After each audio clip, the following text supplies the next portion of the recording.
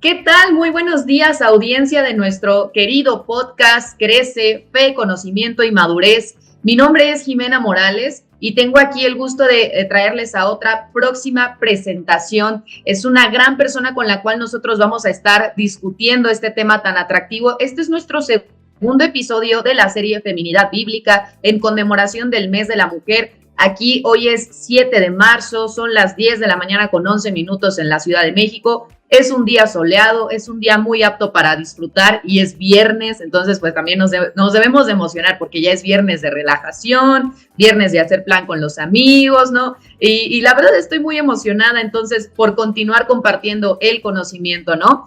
El día de hoy, bueno, yo me presento rápidamente. Yo soy estudiante de teología y licenciada en Derecho. Siempre he tenido una pasión por Cristo y también me gusta muchísimo entrevistar a personas para conocer más acerca de la teología. Por eso es que hoy tengo el gusto de presentarles a ustedes a Nelly Pérez. Vamos a dar un abrazo, un aplauso ahí virtualmente a ella, ¿no? Es una gran persona, una gran hija de Dios. La verdad es que ella posee un gran bagaje cultural.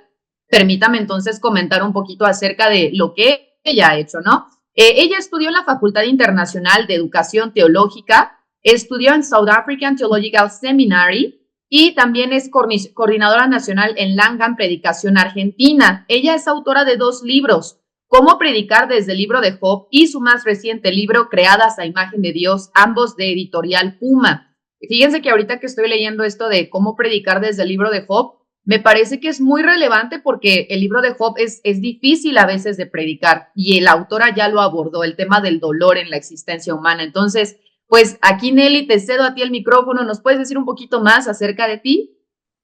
Bueno, muchas gracias. Un gusto estar con ustedes. Yo ya estuve en diciembre del 2023 y vuelvo a estar en este lugar compartiendo con ustedes. Es un placer. Muchas gracias. Bueno, yo estoy casada desde hace muchísimos años.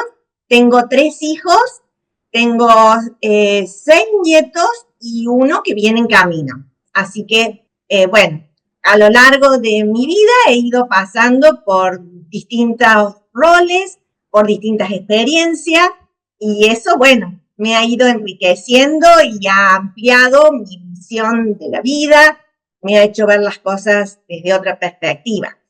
Yo vivo en Argentina, como seguramente se darán cuenta por mi forma de hablar, y acá hace muchísimo calor, así que si ven que mi cabello por ahí vuela es porque tengo un ventilador, así que bueno, eso es, pero un placer compartir con ustedes. Y realmente desde muy chica empecé a leer la Biblia, me encanta leer la Biblia y desde hace varios años me interesó el tema de las mujeres de la Biblia. Así que bueno, creo que vamos a poder conversar un poco en esta mañana sobre el tema. Por supuesto que sí, muchísimas gracias. Y la verdad es que siempre es necesario que haya la opinión de una mujer preparada como tú, Nelly, para que pueda disipar pues dudas que van surgiendo, ¿no? En este libro, Creadas a imagen de Dios, básicamente la autora habla de diferentes personajes femeninos bíblicos y la verdad es que toma tanto ejemplos que son buenos en el sentido de las consecuencias de los actos de esas mujeres, como malos igual, ¿no? Según logré ver ahí en el libro. Y yo creo que es muy bueno que se retomen pues estos prototipos de feminidades para ayudar a las mujeres a mejorar su rol como mujeres cristianas y sus decisiones.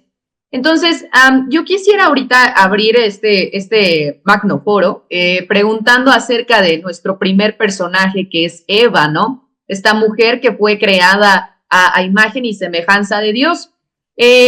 Al considerar que Eva fue hecha imagen de Dios, su lugar no fue creado para la sumisión, como tú lo puntualizas, Nelly, sino para el de la compañía al ser masculino. Sin embargo, esta aseveración podría intentar hacernos pensar que su lugar fue el de complementar la existencia del hombre, es decir, como que nos ubica un poquito en la teología del complementarismo, que indica que la mujer no puede tener roles relevantes porque solo existe pues para complementar o hacer la sombra al hombre.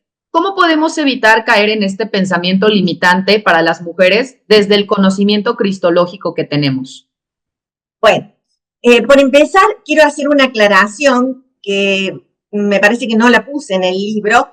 que cuando en Génesis se dice la ayuda idónea o ayuda adecuada, se usa una expresión hebrea que es eser kenegdo. Esa palabra eser es la idea de ayuda, pero lo curioso es que esa palabra se usa en el resto del Antiguo Testamento solamente para referirse a Dios. Por ejemplo, en el Salmo 46.1, cuando habla de que Dios es nuestro amparo, nuestra fuerza, nuestra ayuda, ahí se usa esa palabra eser para hablar de Dios.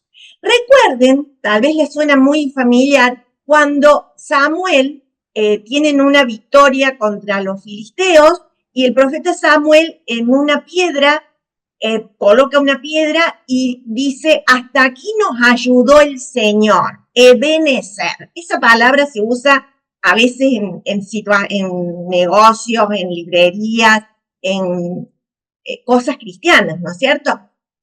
Hasta aquí nos ayudó, Eser, Ebenezer. Esa palabra Eser, como les digo, tiene que ver siempre con Dios. Entonces, esa ayuda de Dios, obviamente no es una ayuda inferior, es una ayuda fuerte, es una ayuda poderosa. Entonces, lo curioso es que esta palabra, ayuda idónea, que se le atribuye a la mujer, desde ningún punto de vista, en Génesis, está queriendo decir que es alguien inferior, que es alguien para limpiar el piso, para limpiar el baño. No es eso. No es complementar al hombre desde un lugar de sumisión. Por el contrario, la idea es que es alguien con quien puede comunicarse a través de la mirada, con quien puede hablar de igual a igual. Recordemos que antes, si nos referimos al capítulo 2 de Génesis, vemos que Adán no tenía con quién comunicarse, porque los animales, por más inteligentes que sean, no estaban a su mismo nivel intelectual o de comunicación. Cuando la ve a la mujer, dice, esta sí, es como yo, ¿no? Entonces, con esta puedo conversar. Y me preguntabas con respecto al aspecto cristológico. Y yo creo que para todo el ejemplo máximo es Jesús, ¿no?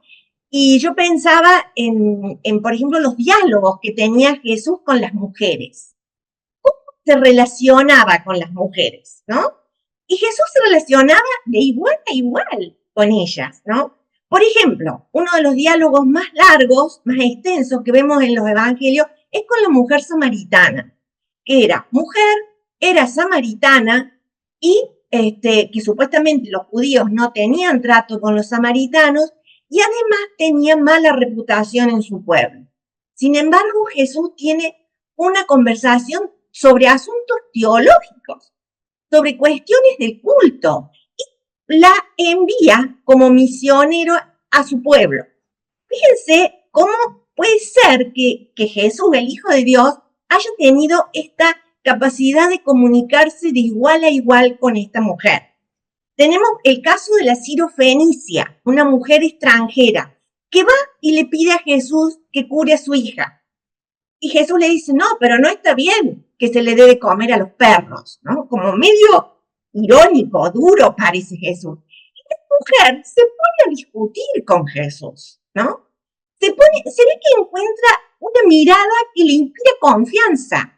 Se ve que encuentra una mirada que va de igual a igual, porque la mujer le dice, sí, pero los perros pueden comer hasta de las migajas, ¿no? Y entonces Jesús la felicita por su fe, ¿no? Claro. Fíjense qué fuerte esos ejemplos, o cuando habla con Marta, cuando Lázaro muere, y Marta hace la misma confesión que hace Pedro, con lo cual esa confesión pasó a la historia, la de que tú eres el Cristo, el Hijo del Dios viviente, y Marta dice casi las mismas palabras. Esa declaración, esa confesión de Marta no pasó a la historia, pero ella tenía también una capacidad de conversar temas teológicos con Jesús, ¿no? María Magdalena, una mujer también con un pasado muy conflictivo, y sin embargo es la que conversa con Jesús resucitado. Yo creo que está muy bueno que veamos cómo conversaba Jesús con las mujeres, ¿no? No sé si responden algo a tu pregunta. Por supuesto, y la abordaste muy bien porque justamente Jesús siempre vio a las mujeres pues desde un punto de vista amoroso, ¿no?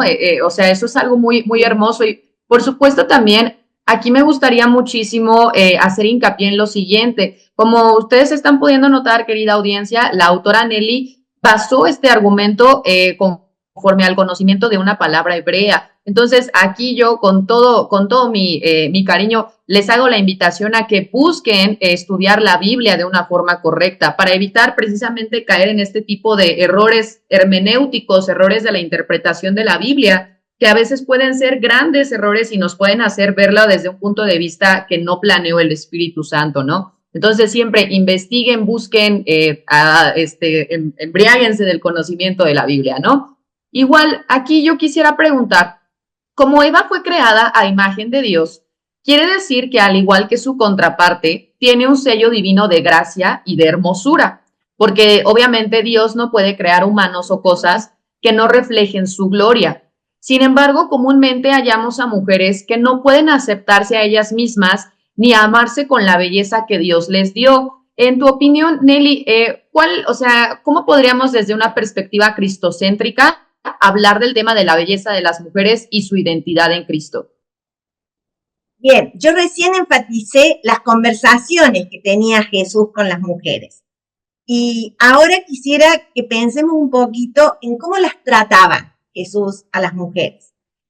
Bueno, antes de que Jesús naciera, ya el ángel se acerca a María, una adolescente, y le dice, bendita tú entre todas las mujeres. Era una adolescente pobre, humilde, y ya sin embargo es enaltecida a esa categoría de ser bendita tú entre todas las mujeres. Los evangélicos a veces no valoramos mucho este apodo, esta forma de tratar, cosa que los católicos sí hacen, ¿no es cierto? Pero realmente es algo muy interesante cómo se la menciona a María, ¿no? Como alguien que sobresale, no por su belleza física, no por su conocimiento, no por sus recursos, sino por los planes que Dios tenía para su vida.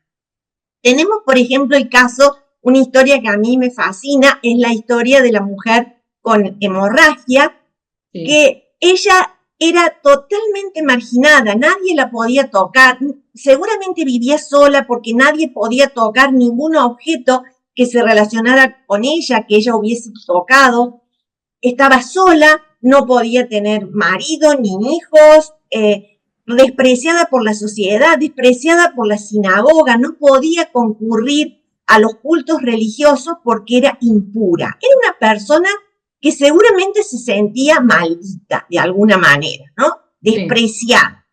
Sí. Sí. Ella acude a Jesús y es increíble ver el contexto del relato, porque en todos los evangelios, cuando esta mujer llega a Jesús y lo toca, está allí el jefe de la sinagoga. Ese hombre que de alguna manera le cerraba la puerta por ser impura, ¿no? Sí. Por todos sus antecedentes, está ahí. Él ha ido para que Jesús vaya a curar o resucitar a su hija. Y tiene que esperar que Jesús atienda a esta mujer despreciable, que seguramente venía con una debilidad extrema porque tendría una anemia terrible, ¿no es cierto?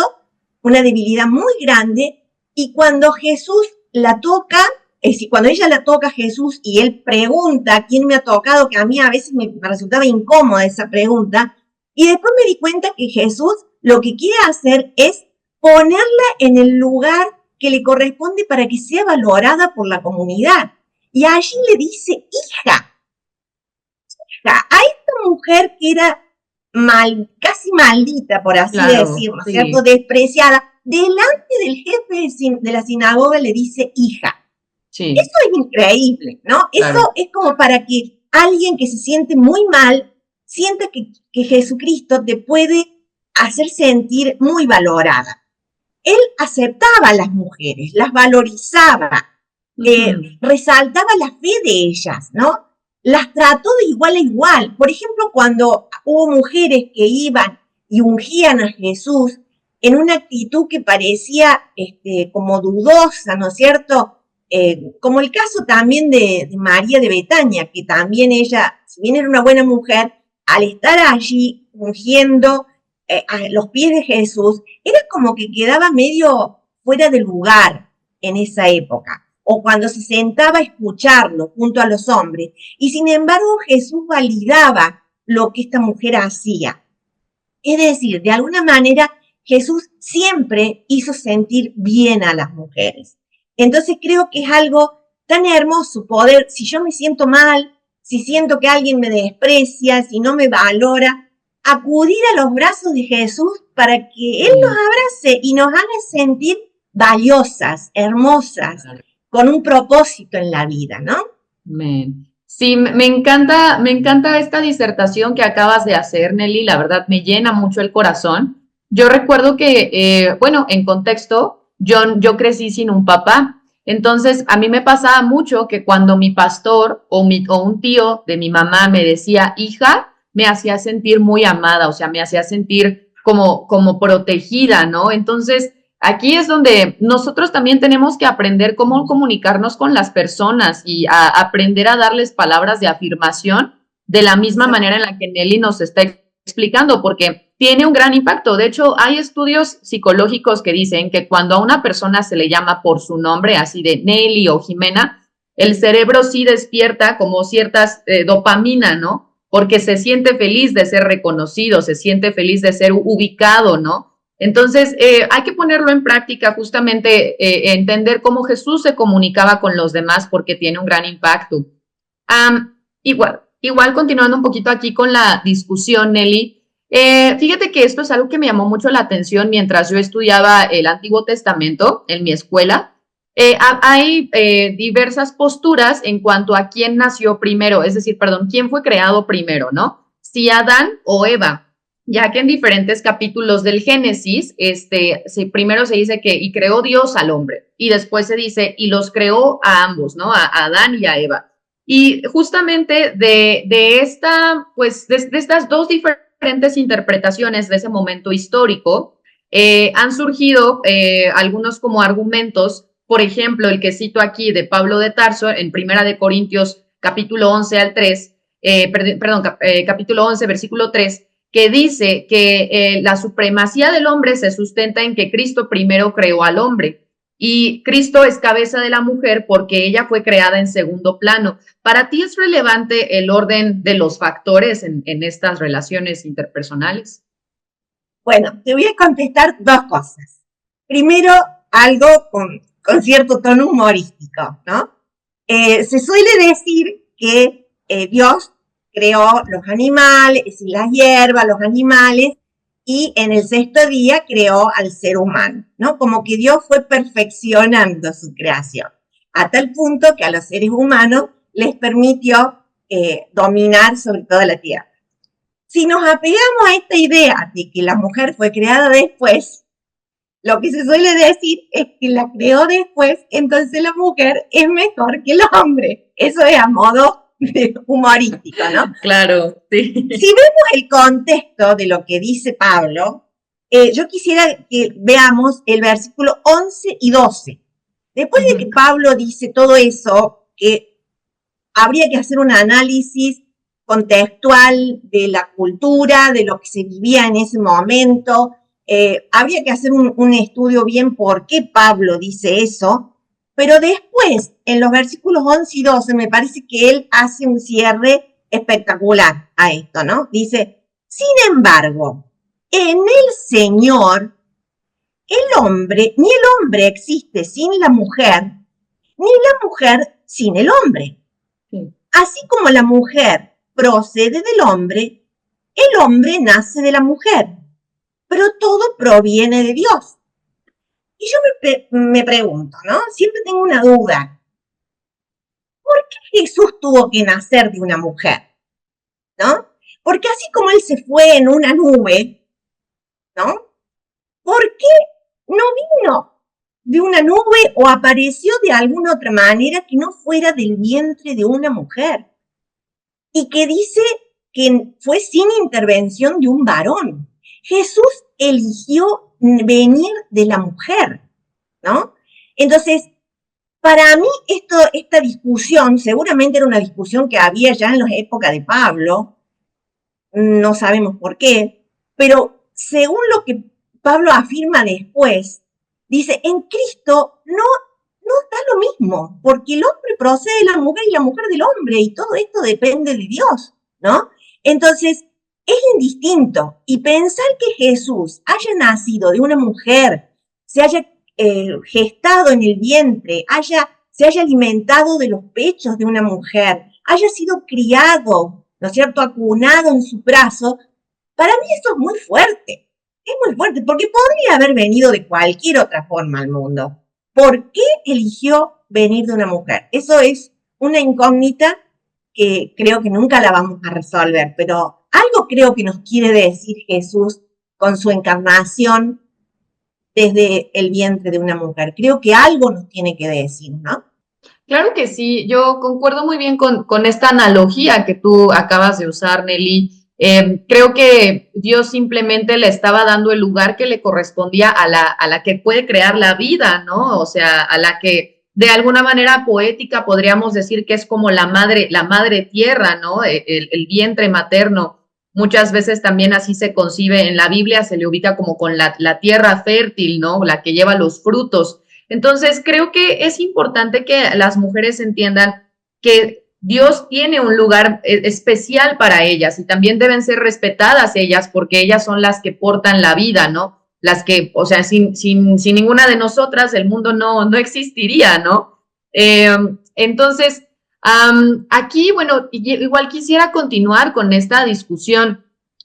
Todas las mujeres presentadas en la Biblia y en su libro, evidentemente, son muy diversas en cuanto a sus necesidades y propósitos y contextos históricos. ¿De qué manera crees tú, Nelly, que los perfiles de lo femenino en el antiguo Israel podrían impactar la vida de la mujer contemporánea, ¿no? A veces es un poco cómo lidiar con esta barrera histórica para que las mujeres de mi edad o las mujeres de menores edades puedan identificarse con esas mujeres del antiguo Israel. Bien, bueno, creo que cuando nosotros predicamos o narramos una historia o presentamos el caso de una mujer o cualquier otra historia bíblica, tenemos que tener en cuenta que esta exposición de la palabra es como hacer un puente entre dos mundos, ¿no?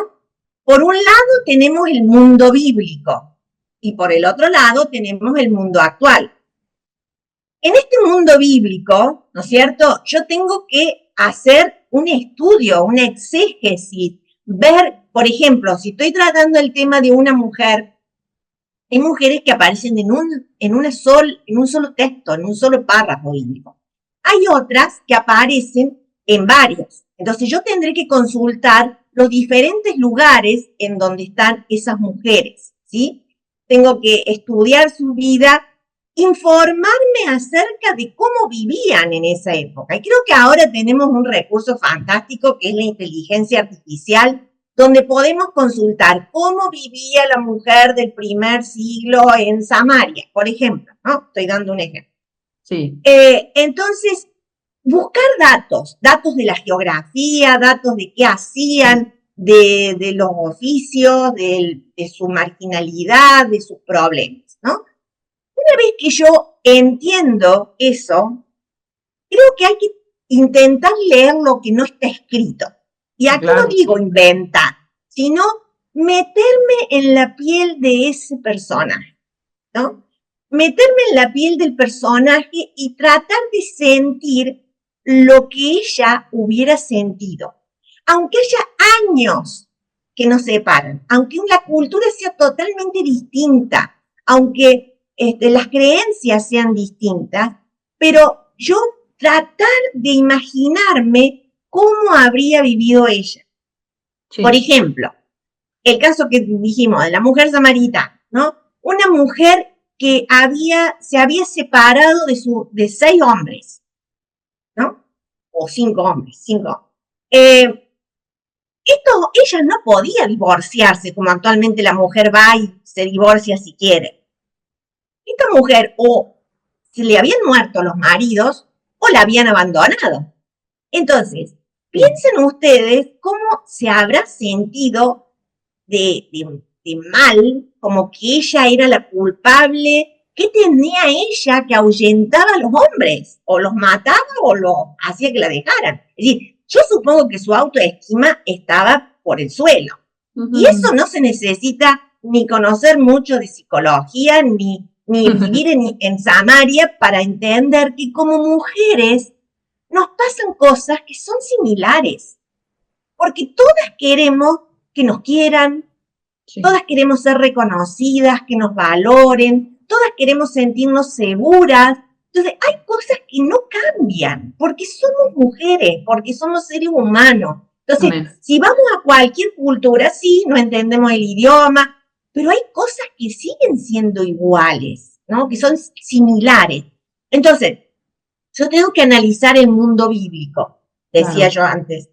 Tengo que ver qué diferencias hay entre ese mundo bíblico y el mundo actual, pero también tengo que ver qué similitudes existen. Y en esas similitudes es donde yo me voy a basar para traerlo al mundo actual, ¿no? Entonces, esa mujer tenía sufrimientos que las mujeres actuales también pueden estar teniendo. Y por sobre todo, Dios sigue siendo el mismo, es el único que no cambia, ¿no? Entonces, seguramente que el trato que tuvo Dios hacia esa mujer también puede aplicarse al mundo actual. Claro. Creo que también cuando hablamos del mundo actual tenemos que conocer cómo viven las mujeres de nuestra época, de nuestro tiempo, porque a veces damos por sentado ciertas cosas, pero no siempre sabemos cómo viven. Tenemos que conversar con las mujeres, ver cuáles son sus problemas, sus dolores, sus angustias, sus miedos. Creo, acá daría una opinión que me parece una opinión totalmente secular, pero que a mí me ayuda. Creo que es bueno también ver series.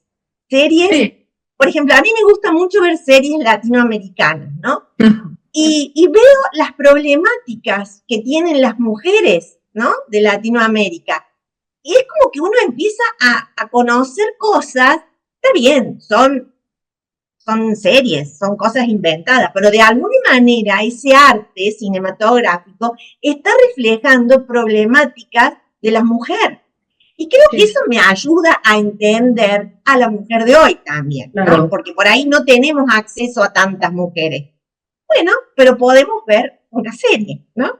Y creo que eso también nos puede ayudar, ¿no? Me gusta mucho. Ay, perdón, sí. No sé si responde a lo que estabas pensando. Sí, por supuesto que muy bien, y yo aquí igual me gustaría aportar algo. Es algo que yo llamo curiosidad santa, ¿no? Tener esa curiosidad como seres pensantes, de ir y preguntarle a Dios cosas y justamente de indagar, de no quedarnos nada más con una simple primera impresión. Aquí es donde yo a ustedes, querida audiencia, los invito a que lean detenidamente, aprendan a leer y aprendan también a hacerles preguntas a Dios, ¿no?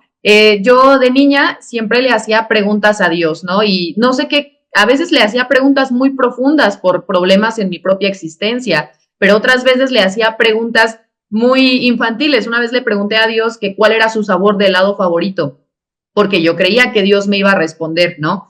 Y yo pensé que era el de uva, porque en la Biblia siempre se hablaba del vino, entonces yo dije, pues ha de ser la uva, le gusta el sabor de uva, ¿no? Pero pregunten, indaguen precisamente, mujeres, para que si ustedes de alguna manera se sienten desubicadas de lo que Cristo ve en la mujer o no se sienten identificadas, porque pues eso puede pasar, pregúntenle a Dios, Señor, ¿qué ves tú en mí o qué deseas tú de las mujeres actuales, ¿no?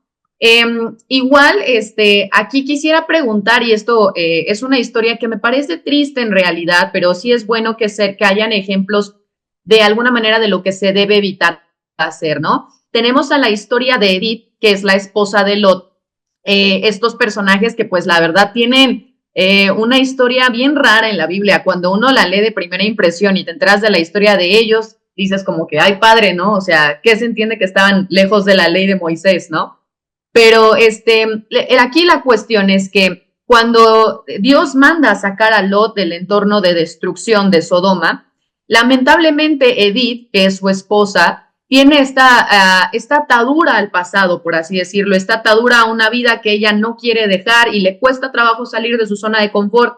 Entonces tenemos aquí que ellos van huyendo de la mano de los ángeles de Dios y les dan la advertencia y les dicen, no miren atrás, que es en realidad, es en realidad algo literal y metafórico, podemos entenderlo, no miren atrás, vayan hacia adelante. Y la esposa de Lot, Edith, comete el error de que voltea hacia atrás, tal vez para echarle un vistazo, por duda, para ver si sí se estaba cumpliendo lo que estaban diciendo. Y esto a mí, Nelly, me hizo pensar muchas veces en mujeres que tienen una, pues digamos, una atadura o un problema psicológico al pasado, mujeres que desgraciadamente han sufrido ciclos de violencia, se sienten culpables por cosas que no hicieron bien, ¿no? Y aquí de repente surgió esta pregunta un poco interdisciplinaria, ¿no?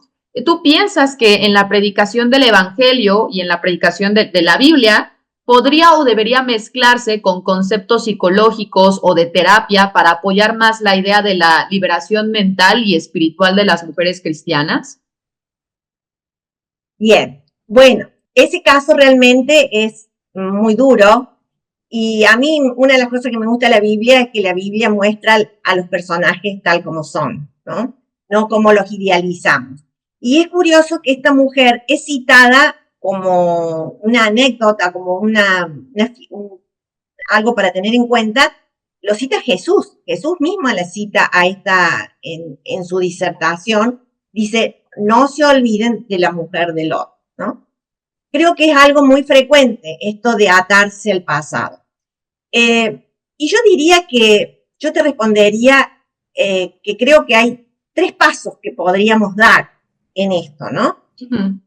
Primero, que yo lo he experimentado y lo he visto en otras mujeres, recurrir a Dios, pero honestamente, sinceramente, abriendo el corazón y si es necesario a gritos, ¿no? Postrándose y decirle, Señor, no soporto más, esto me duele, esto me pasa, no lo aguanto. Y en muchos casos, Dios nos libera de esas cosas que nos atan. Sí, en muchísimos casos. Yo lo he vivido y sé de personas que lo han vivido. Claro. También un segundo paso, creo que es muy bueno tener grupos de contención. Dentro de la iglesia, por ejemplo, la iglesia debería ser una comunidad terapéutica, como se dice. No siempre lo es. A veces es una comunidad tóxica, ¿no? Sí. Pero realmente tener un grupo de contención de mujeres, un grupo mixto, donde a uno lo ayuden a salir de esa situación, donde puedas hablar y llorar y comunicarte abiertamente. Y el tercer paso, creo que así como Dios ha intervenido en la ciencia, en todas las ciencias, los médicos con la sabiduría de Dios han creado tratamientos y medicamentos que nos ayudan a vivir más y mejor.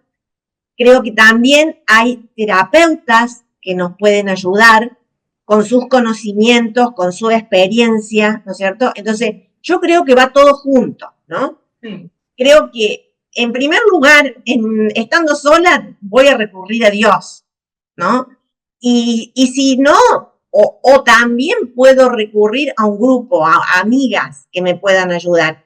Y si no puedo salir, tendré que buscar a alguien que sea realmente especialista en el tema, ¿sí? Sí, es correcto. Y esto yo lo puntualicé porque en teología, en mis clases, sí hemos discutido esta parte de la consejería familiar que involucra también a veces ya la terapia psicológica o la psiquiatría. Y hay, la verdad, en el círculo cristiano, hay gente que puede estar en contra del uso de este tipo de herramientas, ¿no? Que son terapéuticas, pero el criterio al cual yo he llegado es que en la iglesia obviamente predicamos a Cristo para la liberación y la salvación de las personas, pero si necesitamos echar mano de una herramienta no psicológica para ayudar a una persona a que supere más fácilmente un evento traumático o a que se integre de mejor manera en la comunidad, es necesario. Por ejemplo, en mi iglesia yo tengo a una persona que sufre de autismo y la pregunta es que aunque es funcional, yo me pregunto, ¿cómo vamos a integrar a una persona autista para que entienda el mensaje de la salvación, ¿no? Y hay casos que están todavía mucho más extrapolados de personas que sí han tenido problemas con las drogas, problemas de delirios mentales. Entonces yo creo que sí es muy importante aquí hacer un llamado a las personas que van a ser pastores o que van a predicar, a que se nutran, a que realmente busquen hacerse profesionales y a que no satanicemos a veces herramientas de la medicina para que permitamos que las personas busquen ayuda, ¿no? Por ejemplo, cuando yo era niña, yo tenía pensamientos muy obsesivos e intrusivos y yo siempre iba y se los decía a mi mamá y pues porque a quién se los iba a decir, pero eran pensamientos muy feos que me imposibilitaban mi día a día, ¿no? Entonces, yo creo que si yo hubiera tenido alguna ayuda psicológica en ese sentido, mi ansiedad por esos pensamientos intrusivos se habría disminuido muchísimo y no habría tenido yo que estar haciéndome preguntas que todo el tiempo me agobiaban, ¿no? Pero pues es que no lo sabíamos. Ahora que ya lo sabemos, pues yo digo, pobre Jimena de la infancia, pero ahora ya sé lo que tengo que hacer con mis hijos cuando los tenga, ¿no? Y ya también para finalizar esta muy amena charla, Nelly, la mayoría de las mujeres contemporáneas tienen la idea de que la mujer cristiana solo puede encajar en un prototipo: madre, a fuerza ser mamá, sumisa, decorosa y diligente. ¿Cómo aconsejas tú que se haga notar a esas mujeres que hay muchas formas de ser mujer cristiana? Bueno, casualmente te cuento que yo este domingo me toca predicar en mi iglesia por el Día de la Mujer, ¿no es cierto? Y escogí predicar sobre Proverbios 31, el poema de la mujer virtuosa o ideal, ¿no? Sí. Bueno, ese poema yo al principio no lo entendía porque yo decía, ay, cuántas cosas que se nos pide a las mujeres, esto es imposible, no vamos a llegar nunca, ¿no? Y Sí. después, investigando un poco, comprendí varias cosas, que no voy a mencionar todas, pero algo es que este poema, como un poema que es, ¿no es cierto? Vos cuando lees un poema, puede ser que refleje una realidad o puede ser que esté idealizando un futuro, ¿no? Idealice algo, porque de alguna manera la poesía, el arte, crea realidades también, no solamente las pinta, sino que también las recrea o crea futuro, ¿no? Y de alguna forma, este poeta está aspirando, porque en ese momento la cultura era totalmente patriarcal. Nada, no fue escrito en el siglo XXI, fue escrito hace muchísimos siglos, ¿no? Claro. Entonces, en esa cultura sumamente patriarcal, se habla de una mujer que va, que vende, que compra, que negocia, que atiende a los necesitados. Es una mujer multifacética, que Claro. sabe de economía, que sabe de administración, que teje, que es increíble lo que pinta de la mujer. Entonces, uno dice, pero ¿cómo puede ser que en esa época a alguien se le haya cruzado pensar en una mujer así? Imposible, ¿no es cierto? Es decir, esa mujer no existía. Pero creo que ese poema, de alguna manera, me está mostrando que lo que Dios aspira de la mujer, que fue creada a igual que el hombre, y que de alguna manera cierra este libro que se dedica a la sabiduría, ¿no? Me muestra que la sabiduría se tiene que ver en hechos concretos y que la mujer tranquilamente puede dedicarse a toda esa cantidad de actividades, ¿no es cierto? Porque es creada a imagen de Dios y es igual que el hombre, tiene dones, tiene habilidades, tiene tantas cosas para dar que, es decir, si bien ser madre es fantástico y nos demanda muchísimo tiempo, yo les diría a las madres que justamente en este momento tengan hijos pequeños que a veces se sienten desbordadas, que se cansan, que se agobian, que no dejen de hacer algo que les guste.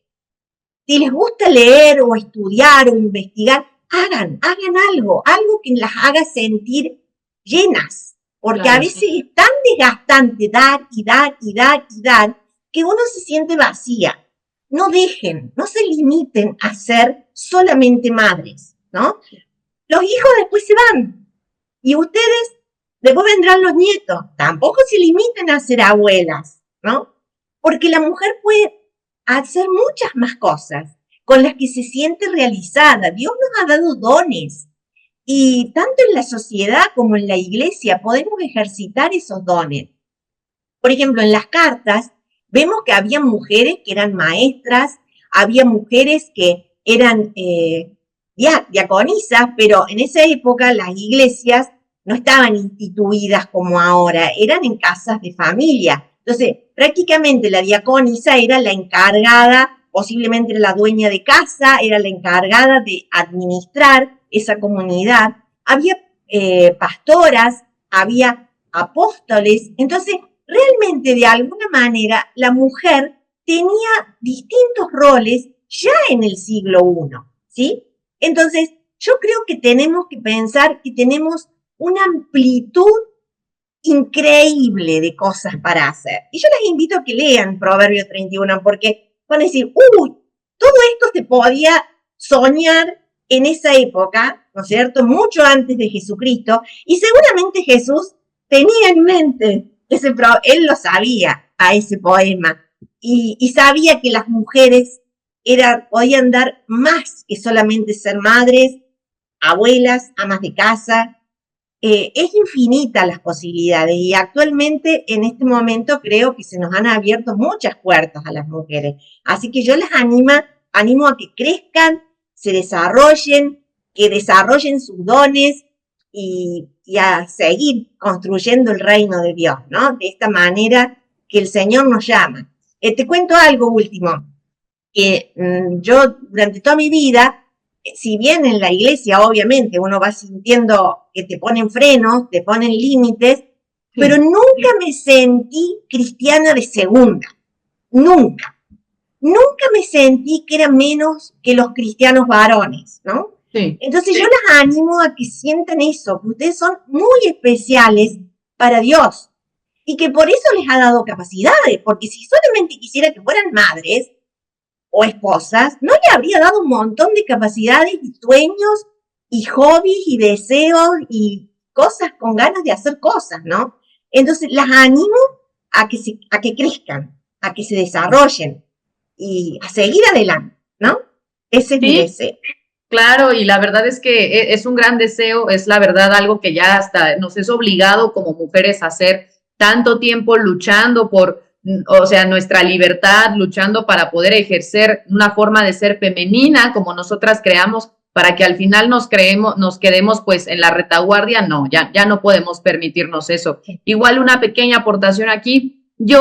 A mí me gusta mucho la moda y el maquillaje, entonces a veces mi forma de diferenciarme y mi forma de ser una mujer cristiana es creando pues diseños un poco exóticos a veces, ¿no? Aquí no se ve porque pues es un ambiente más profesional, formal, pero sí me gusta jugar con ello porque yo pienso, si alguna persona que estudia cinematografía o artes o es modelo me ve, me conoce a mí y después sabe que yo soy cristiana, yo quiero que esa persona se identifique y no piense que solamente tenemos que abocarnos a un cierto estilo por ser religiosos, ¿no? Entonces, por eso es que yo lo hago, porque yo hasta he orado para que haya gente que sea modelo cristiana, que sean artistas cristianos, pero que lo vivamos de una manera diferente todos, ¿no? Es lo que la Biblia a veces llama la multigracia, ¿no? Entonces, pues agradezco muchísimo el tiempo que nos has concedido, Nelly, de verdad, saludos de nuevo hasta allá, Argentina. Te tomas un vinito y un buen corte por nosotros aquí, que siempre en México nos gustan mucho los cortes argentinos. Y les damos a ustedes también, nuestra querida audiencia, la más cordial despedida. Deseamos que se puedan seguir conectando a nuestros episodios de Podcast Crece para obtener conocimiento, madurez y fe. Les saludo con todo mi corazón, Jimena Morales, desde Ciudad de México. Muchas gracias a todos. Hasta luego. Hasta luego. Hasta luego.